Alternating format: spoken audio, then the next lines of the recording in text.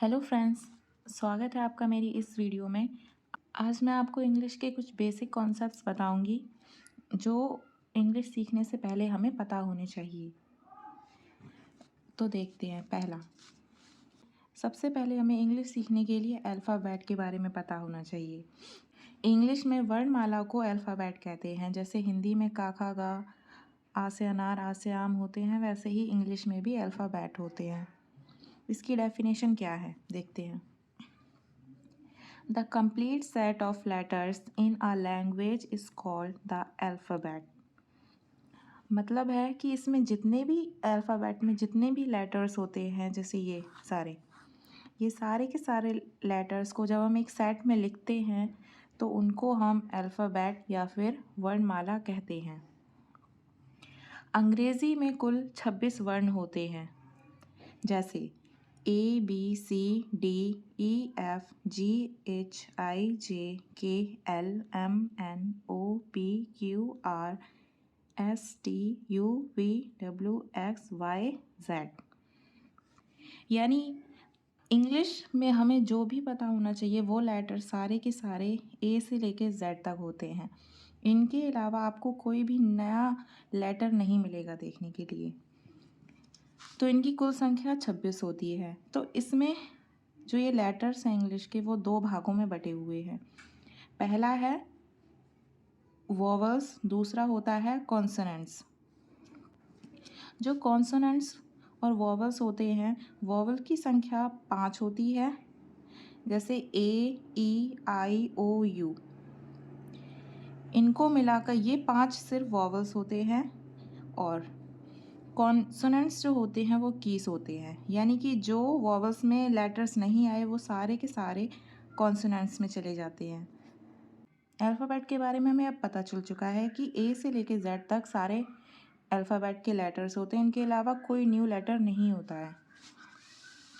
तो चलिए अब देखते हैं लेटर्स यानी अक्षर या फिर वर्ण, ये क्या होते हैं। तो पहले इसकी परिभाषा पढ़ते हैं। हिंदी भाषा में जिन्हें हम वर्ण कहते हैं वे इंग्लिश की भाषा में लेटर्स कहलाते हैं। वही ए से लेके जेड तक वो सारे के सारे लेटर्स कहे जाएंगे इंग्लिश में। ये लेटर्स दो भागों में बटे हैं। पहला है वोवल्स यानी स्वर, दूसरा है कॉन्सोनेंट्स यानी व्यंजन। वोवल्स और कॉन्सोनेंट्स के बारे में जानने से पहले हम देख लेते हैं कि इंग्लिश के जो अल्फ़ाबेट्स हैं उनको प्रोनाउंस कैसे किया जाता है। ये मैंने इसमें कैपिटल लेटर्स और स्मॉल लेटर्स दोनों ही लिख रखे हैं और इनके ये प्रोनाउंसिएशन लिखे हुए हैं। ABCDEFGHIJKLMNOPQRSTUVWXYZ।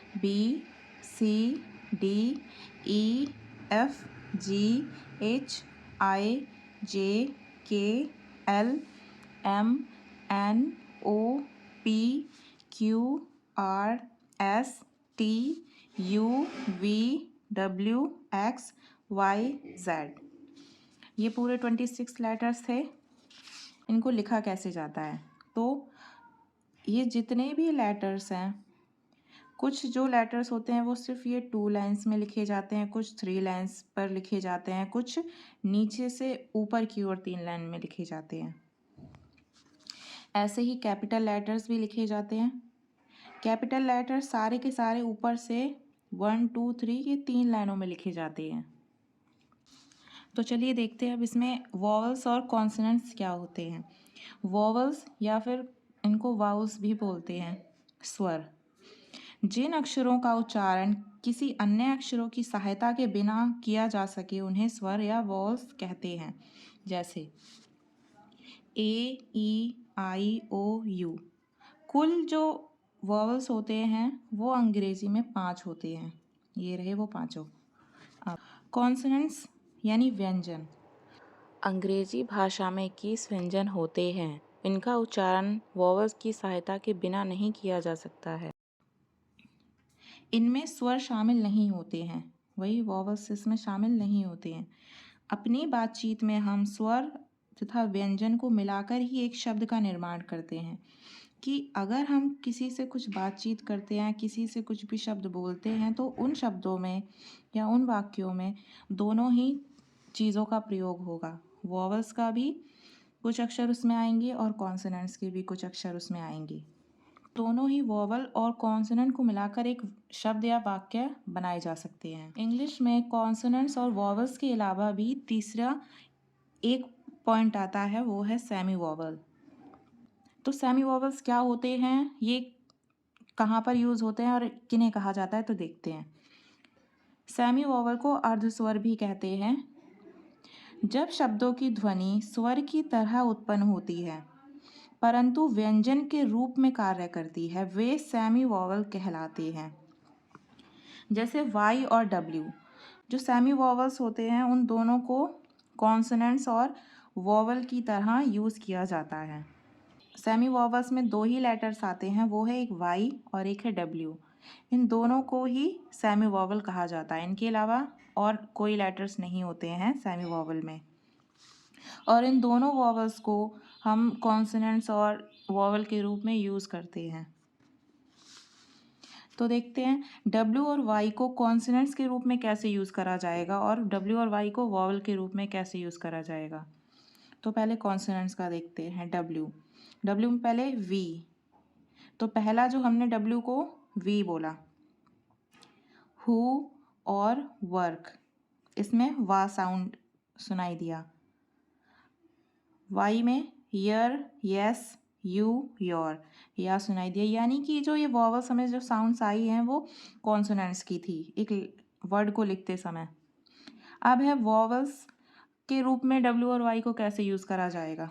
डब्ल्यू को नाउ, काउ या हाउ यूज़ हो रहा है, तो इनके जो आखिरी जो वर्ड डब्ल्यू का जो साउंड है वो हमें ओ में सुनाई दे रहा है, तो वो एक वॉवल है। वाई को क्राई, ड्राई, फ्लाई, अवे, तो इसमें हमें ए वॉवल है वो सुनाई दे रहा है, तो वो एक वॉवल में यूज़ होता है। तो हमें साउंड्स देखना है कि कौन सा साउंड्स डब्ल्यू और वाई का वॉवल में सुनाई देता है या कॉन्सोनेंट में सुनाई देता है, वो हमें उस प्रकार से हमें पता चल जाएगा कि वो सेमी वॉवल का वर्ड है। अगला टॉपिक है वर्ड या शब्द। वर्णों को आपस में मिलाकर लिखने से जब कोई अर्थ बनता है तो उसे हम शब्द या फिर वर्ड कहते हैं।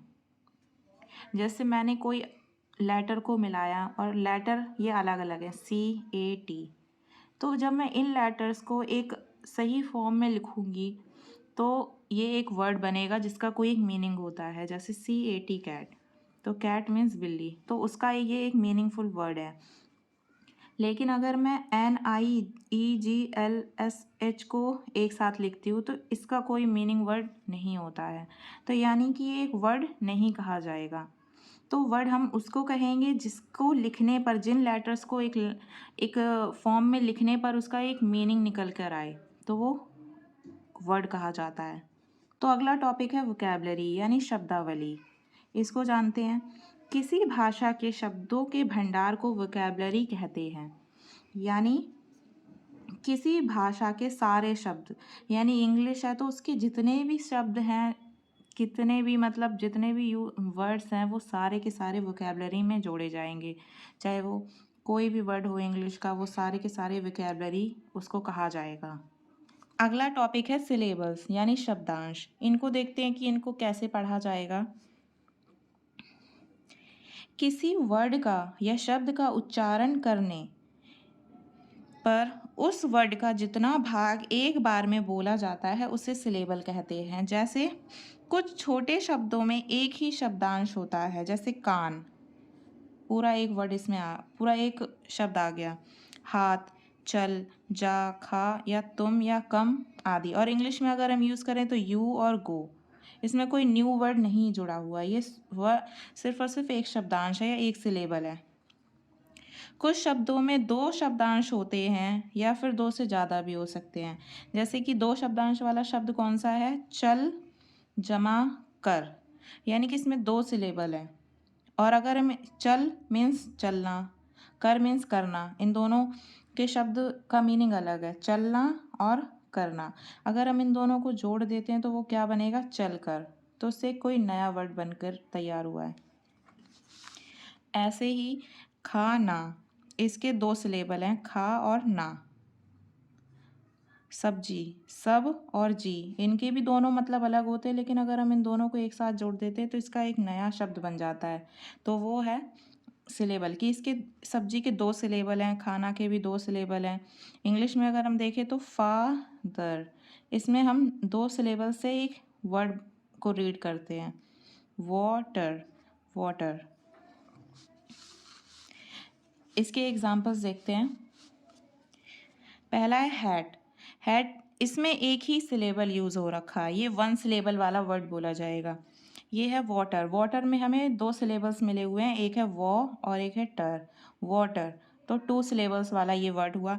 तीसरा है आफ्टरनून। आफ्टरनून में आफ्टरनून, इसमें 3 सिलेबल यूज़ हो रखे हैं और 3 सिलेबल्स को बोलने पर हमारा ये वर्ड बना है। तो ये वर्ड 3 सिलेबल्स वाला हो गया। और देखते हैं। Open, open. Cater, cater. Human, यानी इसको मैंने 2 शब्द, इस पूरे ह्यूमन वर्ड को मैंने 2 टुकड़ों में करके पढ़ा, रीड करा। Human, human. Feverish, music.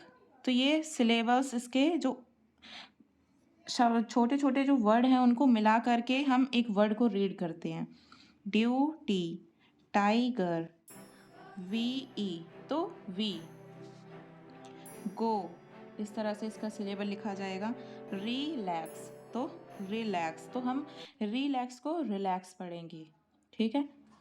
English में कुछ भी लिखने से पहले हमें पता होनी चाहिए कि इसको लिखा कैसे जाएगा, इसको बोला कैसे जाता है, किस चीज़ को, वर्ड को क्या कहते हैं, सिलेबल को कैसे रीड करा जाता है। तो ये वो वर्ड्स थे। इसमें बस मैंने इतना बताया कि इस इंग्लिश के वर्ड्स को कैसे पढ़ा जाएगा, कैसे समझा जाएगा। अब हम अगला टॉपिक अगली वीडियो में जानेंगे।